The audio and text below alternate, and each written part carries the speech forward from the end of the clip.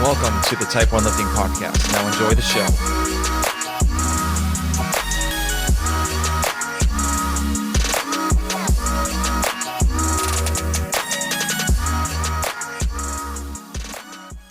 All right, guys, I want to tell you a little bit about Type 1 Lifting. So Type 1 Lifting is a clothing brand that proceeds of the shirts, the hats, and everything else go to the Children's Diabetes Foundation. This whole t-shirt company started from me taking care of a 5-year-old girl from the emergency department at the Children's Hospital I worked at in Atlanta for a while back. I thought I needed to do a little bit more than kind of just talk about my story. So this is how I started the clothing line, because I wanted to show people that even though diabetics have this really bad disease, we can still do amazing things in our life, and diabetes won't stop us reaching our goals. So go check out type1lifting.com. And, if you have any questions, you can always reach me out on Instagram. It's Type 1 Lifting, and hope you guys enjoy the show. Hey guys, we have a new sponsor for the Type 1 Lifting podcast. The company's called Liberté Lifestyle. So Liberté is a French word meaning freedom, and the company was founded on the desire to have freedom to choose what we want to do with our lives. I actually had the owner, Nicole, on my podcast on episode 28. So if you want to go back and listen to her, she talks about how she started the company and what she wants to do in the future with the company, which is pretty cool. So they actually have knee sleeves, wrist wraps, shirts, shorts. Love the knee sleeves. I have the ice cream knee sleeves and I love them so much. The neoprene's still good. The seams haven't split compared to other knee sleeves that I've had in the past. And I'm planning to keep these for a very, very long time. So Nicole actually gave me a promo code for you guys too. So it's all capital letters, TYPE and the number 1. So it's Type 1. So go to libertelifestyle.com, check out what they have in the store, use the promo code Type 1 and save some coin. Now let's go to the episode. All right, guys, welcome to a new episode of the Type 1 Lifting Podcast. I have the 2021 Go Ruck champion. 2022. 2022. I am so sorry. Katie Knight, how you doing? Good. How are you? Thanks for having me. Not bad. Thank you for coming on. Actually, Xander, our mutual friend, told me I should have you on, and I was reading your backstory, and I was like, wow, this is like, she's impressive. I got to get her on. But before we talk all about that, I know you're a big fan of your dog. So his name is Doug, right? His name is Doug. Do you want to say hi? Yeah, sure. Come here. Come say hi. Come here. This is Doug. Doug, he's a big one. He is. He's 2.5. He's a red golden. And he's like, what's happening? He probably just stayed the whole time. Yeah? Hey, no, good. Yeah. He's out. He's bored. Yeah, already. Yeah. So have you always been like a dog person at all, or? Yeah, so I grew up, born and raised in Iowa, had, tons of pets, tons of dogs, cats, we've had pet squirrels, turtles, like anything and everything, like litters of kittens and puppies. So I've always been more of a dog person for sure. I love cats too, but I love a dog. Awesome. So you say you're from Iowa. So were you like outside all the time and like just doing crazy stuff? You were pretty athletic back when you were younger? Yeah, pretty much. Just always outside. I played tons of sports growing up. I was a 4-sport varsity athlete in high school. I played ice hockey in college. So like I'm one of 6 kids and we're all like pretty athletic. Most of them do CrossFit. They run. So like a very athletic family and background, which was just a blast growing up. Yeah. So do you think like are you like on the older side or like kind of like in the middle? Or the no, youngest? I'm like the baby. I'm 5 of 6. Okay. So do you think that's like a huge help from you, like becoming a better athlete, like, playing sports with like your older siblings? Yep. So my dad was always my coach for like every sport, softball, hockey, you name it. And so I always, because they didn't want to split time between different like leagues and stuff like that, I would always play up. So my sister's 2 years older than me. So I would always play on, the older kids team. And I think that definitely helped just like everything about my athleticism, like mental game as well, because it was hard being like over 2 years younger than everyone in the league I was in, and kind of had to step up my game. So, yeah. Yep. So did you get a lot of playing time, or you were kind of like like towards like the back end of the game, like, okay, you get in, or what was it like Oh for no, you? I was front and center usually. Okay. Played, shortstop catcher for softball. Always out there on the ice. I played with the boys until college, so there was no like backseat. You were either all in or not. So. Yeah. So after you finished playing college hockey, did you kind of get that like feeling of like, okay, what am I supposed to do now? Like after you left college?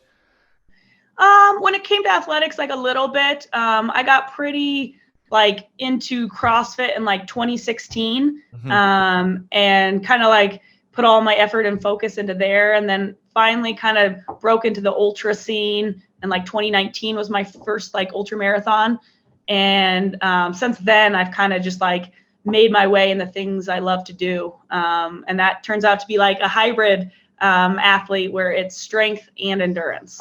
Okay. Okay. So what made you kind of lean towards like CrossFit? Like, how did you find out about it? Yeah, actually, my mom. So my mom's 61 and she still goes to CrossFit every day. Awesome. Good for her. She got us all into, CrossFit workouts, Olympic lifting, things like that. She's been a fitness coach for, 30 some years, but it is kind of funny. She started and then she's like, oh, you got to do this. And now like 4 or 5 of us do. Nice, nice. Were you hooked like right off the bat, or were you kind of like I don't know about this. Like, yeah, I mean, I'll try I it out was again. I was pretty hooked. There's nothing better than lifting heavy weight and Hmm. some high intensity workouts. So I definitely drank the Kool-Aid and stayed Yeah, around. yeah, real quick. Yeah, yeah. And so you said in 2019 you wanted to do like the longer endurance races and stuff like that. So what was your I'm a very new thing because like I know the Spartan races or like all those like things where like you have in large do it in like large groups and like everyone just like supposedly runs to the obstacles, hangs out there for Yep. a little bit, and then just like waits, and then everyone else goes, and then it's your turn. Yep. But like when did you realize when did you start doing them and realizing like, hey, I could actually be really good at this? Yeah. The first ultra I ran was the rim to rim to rim in the Grand Canyon. A bunch of buddies of mine from the CrossFit gym I worked at in Boulder wanted to do it, and it's 50 miles total. You go from the south rim to the north rim and then back.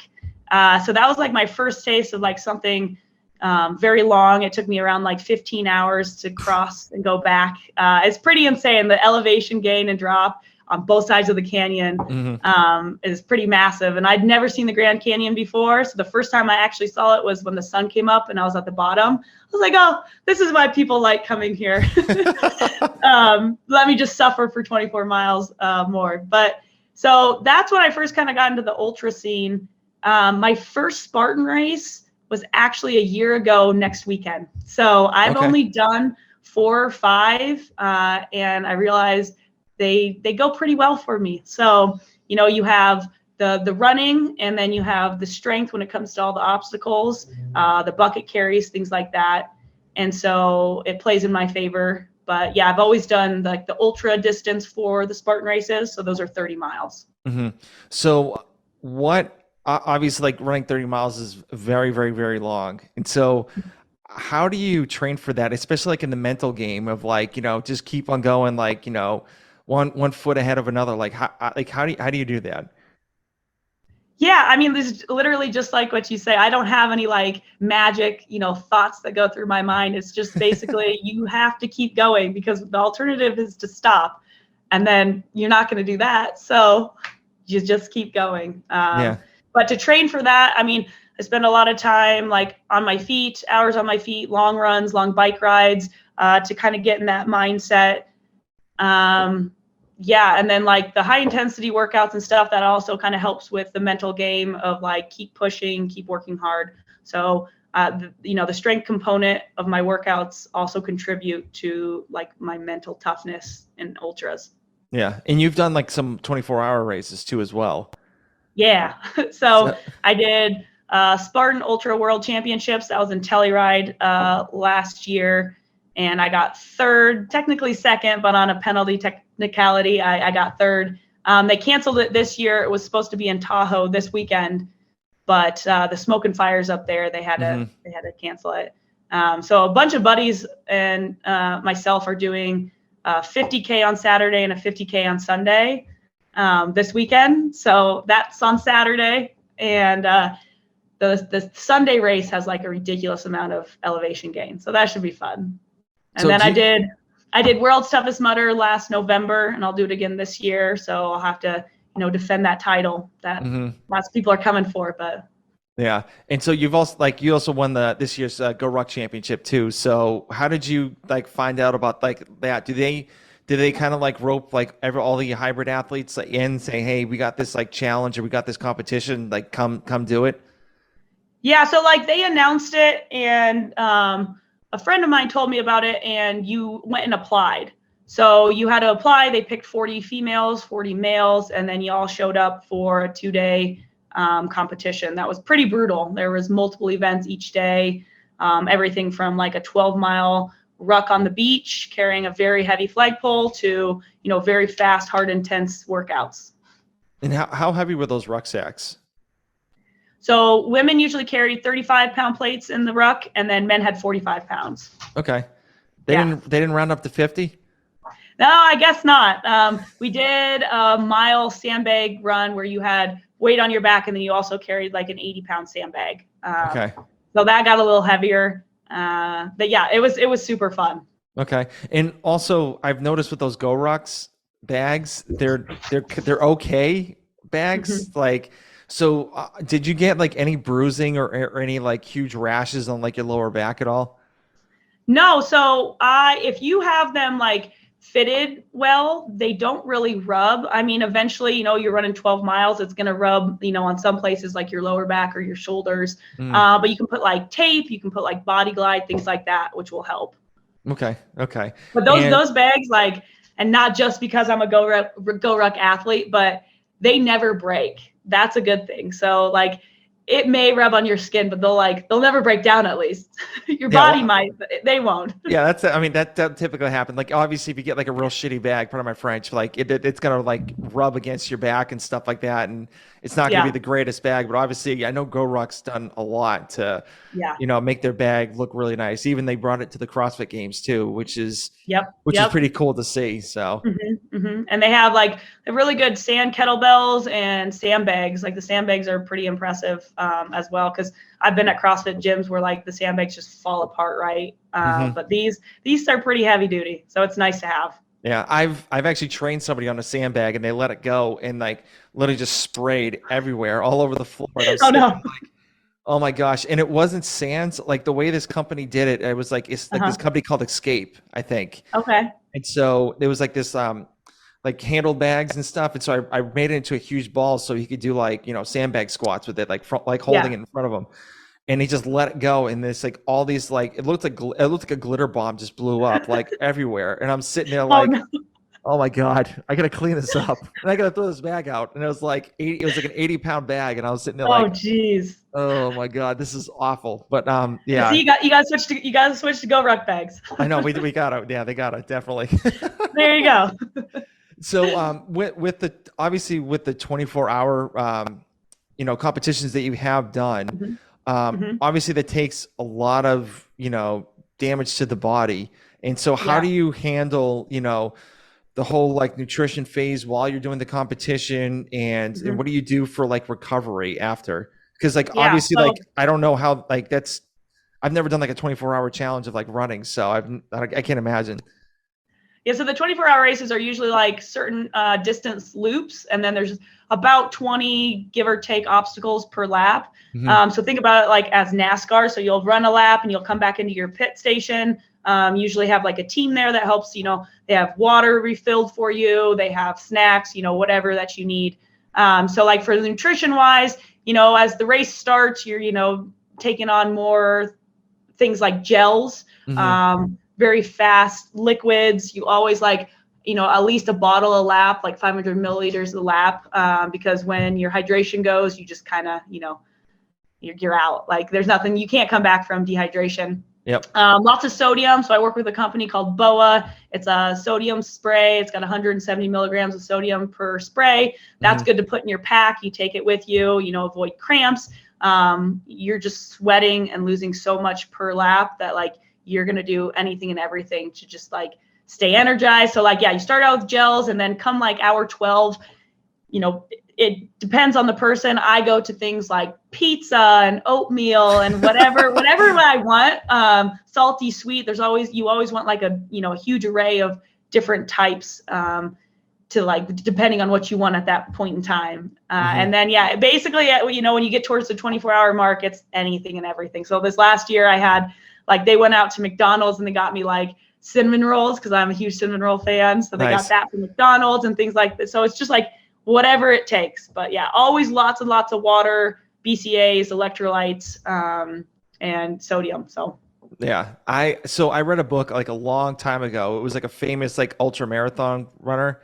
yeah, He was an American. I forget his name, but yeah, like literally right in the first chapter, like the introduction, he's like calling a pizza joint, and he's like, "Hey, I want a whole cheesecake. I want a whole pizza. I want a whole like all this stuff." And so he's like talking to him on the phone. He's like, "Okay, like how long does it take to deliver this stuff?" And he's like, 20 minutes or something like that. And he's like, "All right, meet me at this intersection here." And then like this, and the guy on the phone's like, "There's nothing here." And he's like, "I will." And he's like, "I will be." I will be there. Yeah. And it's just like, it's insane of like what you have to consume pretty much for those crazy like 100-mile runs or like in what you're doing. So it's just, they usually recommend like 200 calories an hour. But that increases the amount of hours that you're running and that you're out there. So, yeah. So what was like the most unhealthy thing you've eaten at a race?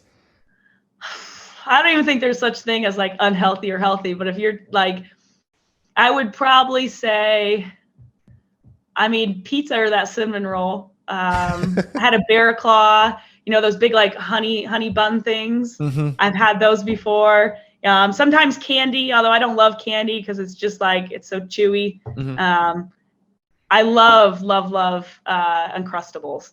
Those are my go-to, like hour 2, just because I never eat them on a daily basis. So I'm like excited to run for, 24 hours so I can have them every lap. Nice. So little known fact, you could actually make your own Crustables. Oh, really? Yeah. So my wife bought this on Amazon for my kids. I have 2 kids. I have a 7 and a 4-year-old. And so you could just make a peanut butter jelly sandwich, like have all the stuff in the middle, and you can have a Crustable cutter that cuts it. And then you have a presser that turns it into a Crustable. Oh my gosh. Where did you get this? Amazon? Yeah, of course. Amazon. Where else would you get it? I'm literally going to go on after this and do that. And then I'm going to bring my own homemade Uncrustables to races. Yeah. And so what she did was after she put it in like a Ziploc bag and froze them for a little while. So they'd actually like stay, and then they put it in the refrigerator and gave it to the kids. The kids were going nuts over it. Because they actually thought it was like a legitimate Crustable. Oh, wow. She tricked them. Good. Yes. Well done, Mom. Yeah, that's what you got to do. It's all natural organic peanut butter or like sun butter, and then like organic jelly, just like not that pre-processed crap. So well, and you could switch up like your PB&J type ingredients. So you could do like, almond butter, you could do raspberry jam, you could do all the stuff that Uncrustables don't. So I like that. Yeah. And you could also, if you want to go like very carb heavy, you could probably put like macaroni cheese or like a lot of cheese in there. So kids are like, oh yeah, what is this? Well, like grilled cheese. Yeah. I like that. Yeah. Awesome. So also with the Go Ruck stuff and the 24-hour challenge, you do high rocks too as well, right? Yeah, so I usually compete in high rocks as double. So I have myself and a male partner, and we've done that for over a year. So I have done it solo as well. This year I'm undecided if I'm going to do the co-ed partnership or just go at it solo. So I'm still deciding on that. I have kind of the rest of this year to finish out the races I have, and then I'll hit that hard in January if I decide to. So I heard Xander's available if you want to get him on there. Yeah, he likes to do it solo, so we'll let him do it that way. I had him on the podcast. We talked about high rocks too a little bit too. Oh, nice. So, and I also heard on another podcast, supposedly with the high rock stuff, like the American version is a little bit different compared to the European version. It comes with like the fields or something like that. The distances and the carpet that you use for the sled pull and push can be different. I've never personally raced over there, so I don't have that experience. But from everybody I've talked to or heard, they all say that. So. Okay. So, and obviously, like, you have like these other challenges, like the Spartan races, like Go Ruck goes like international too as well. So, Yep. do they like, how do you manage, the changes from being in America to being in Europe? Are there any changes at all, or like any rule changes? No, not really. I mean, usually I race like locally. I just went over and did what's called Swim Run World Championships, where you're swimming and running between islands out in Sweden. So that's a whole different game, but it's a very endurance based competition. Probably one of the most brutal things I've ever done as well. Sounds But like it. other than that, I usually stay local when I do races. So there's not a huge difference. Okay. Okay. So, with you racing like other people and stuff like that, are they like really competitive, or is it like a pretty friendly group that you guys are like together with? For what races? Like any races, like any of those endurance races or whatnot. Yeah. I mean, it's all very competitive. So these are all like elite divisions for High Rock, Spartan, Tough Mudder, Go Ruck, any other kind of hybrid endurance strength event. They're all very, very competitive. People are there. They train. That's what they essentially do for a living. And so it's very, very competitive, but we all know each other. So we're also like friends. So it's friendly competition, but everybody's there to win. They're there to take home the money. So yeah. Okay. Okay. Yeah. So it's almost like CrossFit. Everyone's friendly to each other. Then when it gets like competition time, they're like, nope, I don't talk to anybody. Just Oh yeah. do your thing. Yeah. Well, Okay. I don't know. I mean, just depends on what kind of like competitor you are. So like I like to have fun, laugh, talk, like I am there to win and compete, but like I'm gonna still have a good time. Like I'm not gonna get into the place where like I'm mean to other competitors. Like I like love competing and love having fun with everybody. Okay. Okay. Cool. Very cool. So obviously, like, there's you have different seasons in your year. So Yeah. how do you able to like, like what's your training style throughout like the whole season?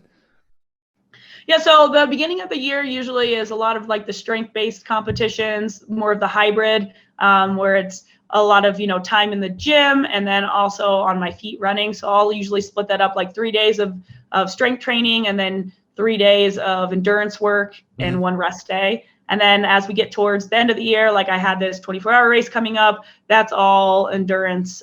So the majority of my week is spent biking, running. I was swimming a ton for the Swim Run World Championships. So it kind of shifts. And then right now we're just like in ultra mode. I do have one strength competition coming up. So I'm still keeping, as much muscle as I can, but it's a very fine line because, if you're running and biking for hours every day, it's going to take a toll on your muscle mass. So you kind of have to make sure you're eating a lot, make sure you get a lot of protein in, you're lifting heavy still. Because I think personally, like my strength has never been a downfall in my ultra like endurance game. I think it keeps me, strong and healthy. So I'll keep doing it. Hey, I've heard Yeah. I've heard cases where like if like marathon runners or like triathletes or something like that do like deadlifts and like back squats, they actually run faster than athletes that don't even do that kind of stuff. Yeah. Well, and your muscles get fatigued like a lot slower than if you are just like solely doing lots of endurance work. My body can kind of burn through the muscle for energy as well. Yeah, yeah. I mean, that was me too. I was like right after college. I didn't know what I was doing pretty much. So I was just like, oh, I'll just do triathlons, and I would just like focus on that and like barely lift. And it was just like you could definitely see a difference of, like weight loss, like no muscle Yep. definition. And I was like, I got called out from all my like military buddies. They're like, dude, like what's happening to you? Like get into get into a gym. And I was like, Yeah, you're looking skinny. I get that. I get that all the time. I mean, I'm a bigger like endurance athlete already. And I've been told that forever, like, oh, you don't do ultras, you're too big, you have too much muscle, things like that. But as like the end of the year goes, like to me, I feel like skinny. Like where's all my muscle? It's just being, eaten by all this endurance work. So Yeah. I totally get that. And that's when you like eat a ton after you like, do you take like a month off or anything like that from training after like the season's over for you? Yeah, I'll take most of December off. I don't have any races in December, so that will be kind of like my recovery downtime, and then come January, I'll hit the ground running. Okay. All right. Very cool. Yeah. So, question from Xander. So, Oh no.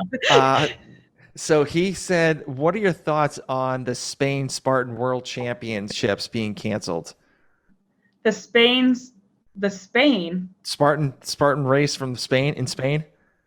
I think he was probably talking about the one that just got canceled this weekend. Oh, okay. Okay. Yeah. So the Spartan Ultra World Championships was supposed to be this weekend in Tahoe, but they've been dealing with like a lot of fires, a lot of smoke up there. Mm-hmm. So that makes sense. I mean, you don't want athletes like breathing in poor air quality for 24 hours. I know like the conditions have gotten better, but they called it, over a week ago. So I understand that. What I don't like and understand is their like makeup for that race. So what we heard is that there was going to be a makeup race somewhere, sometime in like October, but instead they just gave everybody a free entry into World's Toughest Mudder in November. So not only do they not get refunded, but they just get a free race ticket, which is fine. But the difference between Tough Mudder and Spartan, like, is quite a bit. Like the course is different. Spartan's usually on a mountain. Mm-hmm. The obstacles are different. Tough Mudder is usually flat. It's shorter laps, and there's water obstacles. So you're in and out of the water frequently for 24 hours. So a lot of people aren't happy. I wouldn't be either. So it's an interesting choice. I think they probably should have refunded people. Mm-hmm. Yeah. So is it? I've heard there's like another race. I don't know if it's still around, called Battle Frog. Is that like the same thing as like Spartan? Do you know? So that was initially like that's the OG obstacle course race. Okay. Was Battle Frog, and there's been a couple companies that have come through, but Spartan's been around for the longest, the most successful, and then they bought out Tough Mudder, so that's why they gave that free entry away. I mean, it's part of the company anyway. Yeah, I just feel bad for the people that have like no desire to do a Tough Mudder like whatsoever. Exactly. Like I think it's kind of crappy to make that decision, but I mean, what are you gonna do? I was already gonna do both, so I was gonna do them back to back. I had like October to kind of rest and recover from Spartan, and then go do WTM. Okay. Mm-hmm. So is the prize money like pretty good, or is it like okay? I mean, I only do races where like I'm going to win some dough, because I'm not going to put my body through, 24 hours or, 2 days of competition if there's not some kind of payout. Spartan is usually pretty good. It's usually goes like first place is $8,000, and then 6, and then 2. World's Toughest Mudder is 10 for first, and then I think it goes down a couple thousand each place. So okay. Yeah, so, the payout's good for that. Go Ruck paid out very well. They put on a phenomenal event. I usually like to go to competitions where like there is a payout, and then also like I want to like have that title if I win, or it's a great company I want to support. Mm-hmm. Very cool. Very cool. Mm-hmm. So what do you think are some options that like they could raise the prize money up? Because obviously like with CrossFit, their prize money has gone up almost like every single year. And people still say like these athletes are not getting paid enough, like towards like the, like when they're hitting like 20 down to like 40. So obviously with the payouts that you guys are having, it's not as big as CrossFit, but what do you think are some of the maybe like options that they could do to give you guys bigger payouts? Well, I mean, like more brands could get involved and help sponsor these events. So like I've been a part of events where it's all from, brands and sponsors coming in, and that's where the prize money is allocated. But it's hard because these, as much as we want them to be, they're not professional sports, right? It's not the NBA, it's not the NFL, where they're, fans are bringing in lots and lots of money. So like, more brands could get involved, more spectators, more fans. They could find a way to like make it more of an event that people can come watch. Because for Spartan and stuff like that, you can't really go watch them out on the course. So that's kind of tricky. But yeah, I mean, at the end of the day, you kind of just have to accept it for what it is if this is the sport you choose to be in. Yeah. Well, you could get fans out in the mountains. Just look at the Tour de France. Oh, Like they yeah, have like dudes out in the middle of the street, like running that's with the true. bicycle guys, like go go go go, and like Yep. smoke everywhere. I mean, that could be a possibility. That would be really cool. Last year when the race was in Telluride, people could take the gondolas up and go watch from certain areas of the course, and I Oh, know that's they love cool. doing that. Yeah. But yeah, I mean that venue was just beautiful. I don't know if you've ever been to Telluride, but it's very, very cool. Now I've been to Colorado. I was like I went to Keystone. I think that's like the Oh town yeah, over there. okay, So yeah, a ski got resort. yeah, got altitude sickness, all that good stuff, and was not. It was like my wife and I were just absolutely miserable the whole Yeah, time. We're like, all right, let's try to snowboard for at least like one day, and it was just yeah, it was just an absolute mess. But yeah, I want to go back to Colorado. It looks beautiful, and just even like during like the summertime or springtime. So I got a lot of things on my bucket. I got a lot of things to go on my bucket list. So. Um, yeah, you definitely have to get out here. I would come in the summer or the fall. Those are the best times for sure. Unless you want to ski, then obviously the winter. Yeah, yeah. I haven't skied in years, so Oh, okay. it's been bad. It's like because like actually, I think it's been like almost 8 years since I haven't snowboarded. Oh wow. Yeah, so you're due. It's time. It's time to Yeah, come out and visit. yeah. It's gonna be amazing. But so what are some of your favorite places that you've actually done a race on? Yeah, so Telluride is definitely like up there. Hmm. It was just it's a beautiful mountain town. The views were really cool while you're up, on the ridge lines running. The last race I just did, which was the Swim Run World Championships, that was in Sweden. So it was in the archipelago right off the coast of Sweden, so a bunch of islands. Hmm. I'd never been to Sweden before, and it was just breathtaking. Like it was so beautiful because you're swimming in between these islands, and then you get out, and you just like it feels like kind of Lord of the Rings type views, right? So Yep. that's definitely like one of my favorites. When I did World's Toughest Mudder, that was essentially in the desert outside of Vegas. So Okay. not the prettiest, but the sunrise and sunset were like glorious because they came up over like the mountains in the background, like the sandstone, and so that was really cool. Yeah. Could you see the Vegas Strip at all, or is you were that's like way too far out? It was like a little over an hour, but it was in Laughlin, Nevada, and they actually have their own like it's like a mini Vegas. So they have like their own strip. So you could see that. And like some country artist was playing a concert that night. So as Okay. we're running like laps in the desert, you could hear this band playing and it was kind of cool. I was like, wow, this is pretty fun. Awesome. Very cool. Very cool. So when you actually team up with like a partner for some of these Yeah. workouts and stuff like that, like do you have like a certain person you're looking for, or like do you kind of like have a group of people that you already know and like kind of reach out to them, or do you have someone that are like you think you see somebody like work out and say, hey, this person might have the ability to be a partner with me?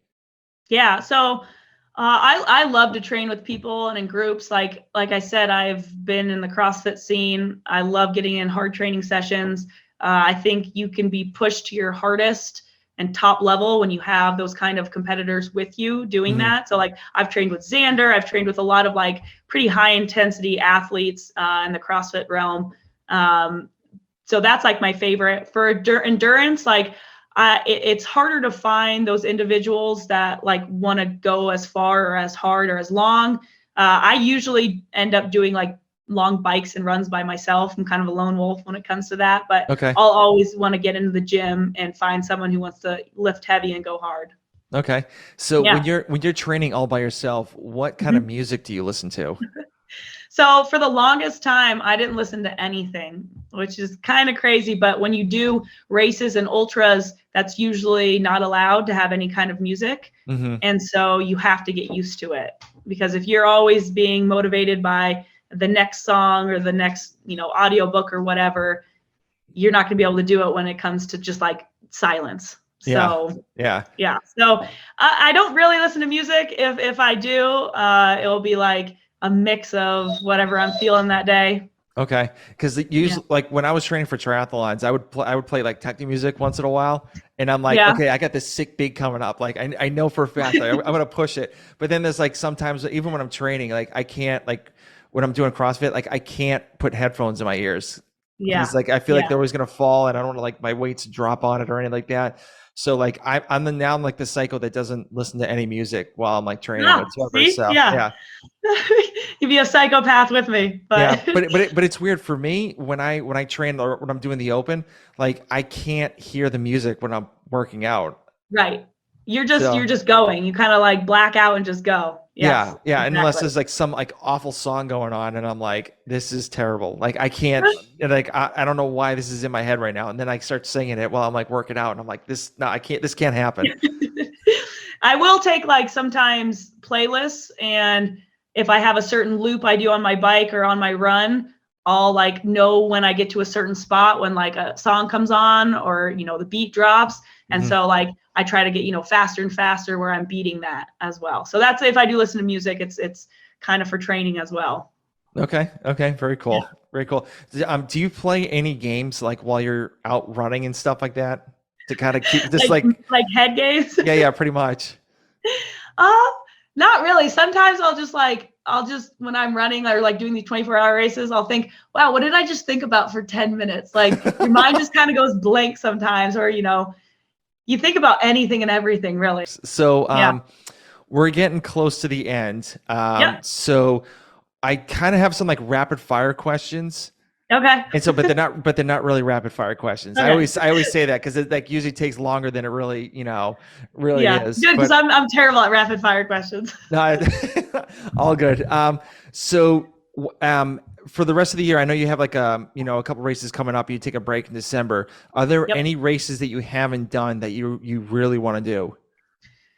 So yeah, I would love to do. It's called Leadman. It's the Leadville 100-mile bike ride and 100-mile run in Leadville, Colorado. It's super big. I don't know if you've heard of it, but very rare.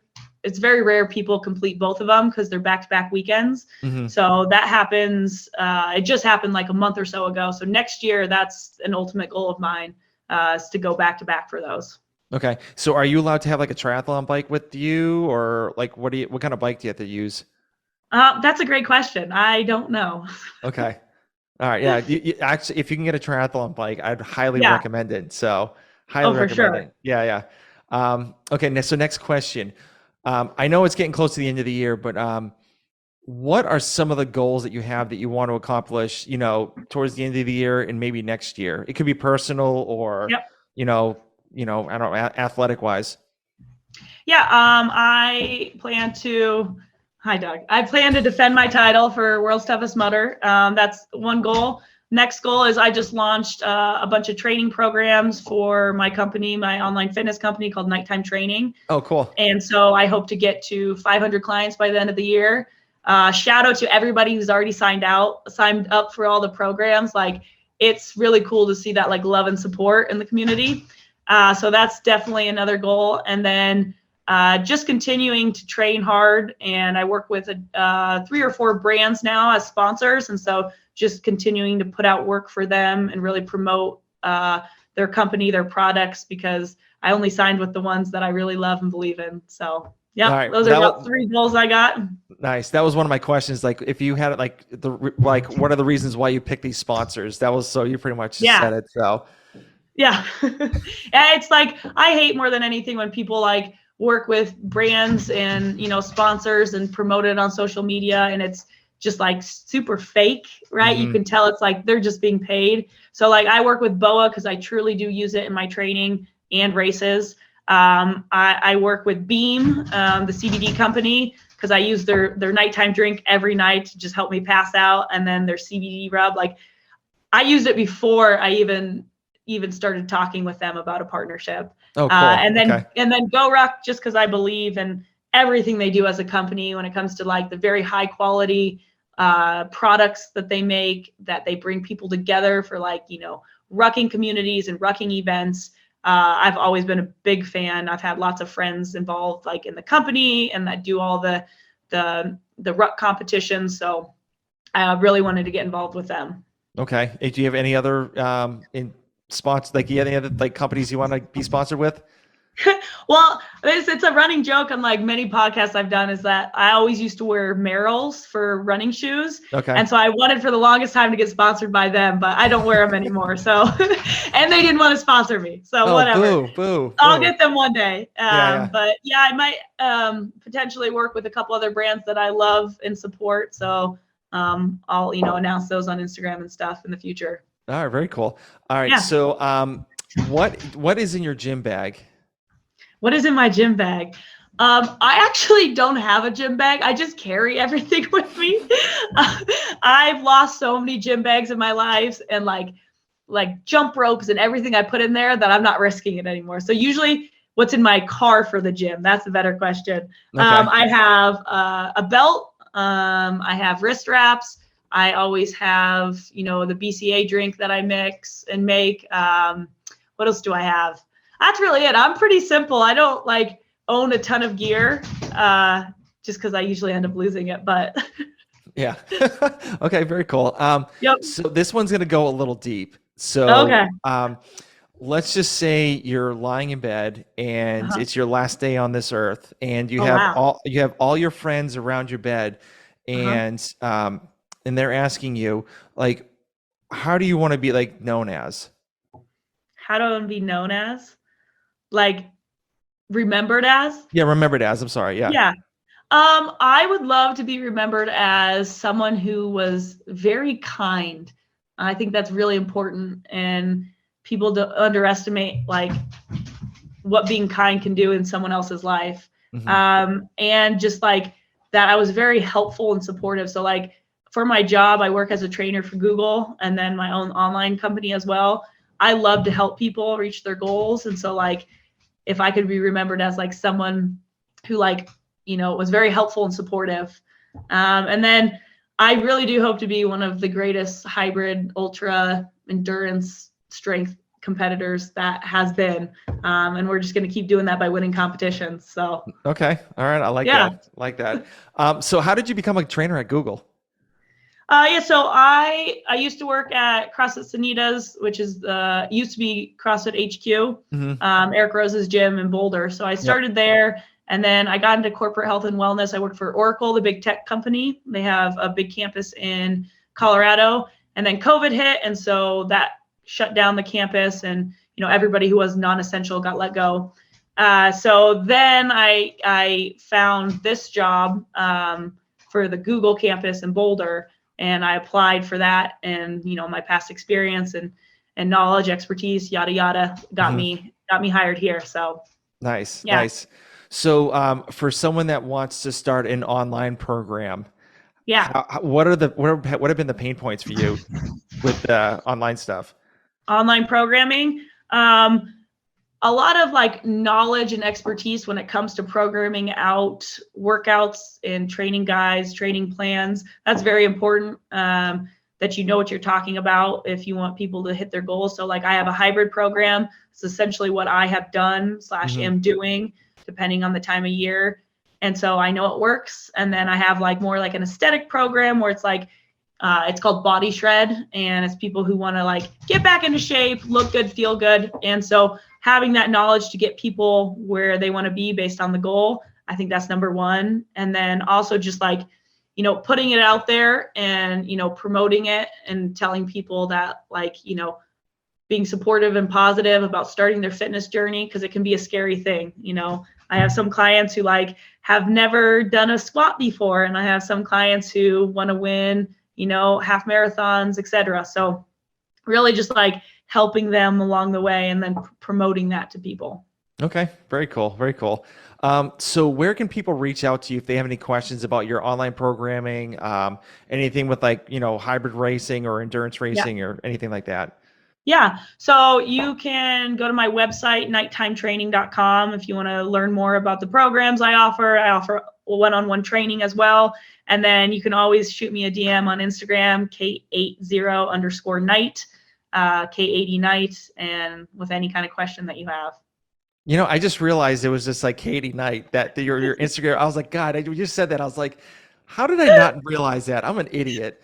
A lot of people don't. Some people do instantly, and then some people are like, that doesn't make any sense, or they just like K80. Okay. But yeah, Yeah, K80. that's what I was thinking. I'm like, oh wait, it's Katie Zero. I'm like, oh, that was like one of the questions I was maybe asking. I was like, what is this? What does that mean? And I'm like, oh, Yep. Katie Knight. Oh, idiot. Okay. Well, thank you for coming on the show. I really do appreciate it. And I learned a lot from you pretty much from like Go Rucking, all the crazy endurance races that you do and stuff. And I've always got course to do one, but I've never done it. So I think Yeah. maybe next year might be the year that I might actually try one. So Yeah, you definitely should. Always just try. You never know what could happen. true, true. Well, thank you for your time, and I do appreciate it. Yep. Thank you for having me. Thank you for doing this. Yeah, of course.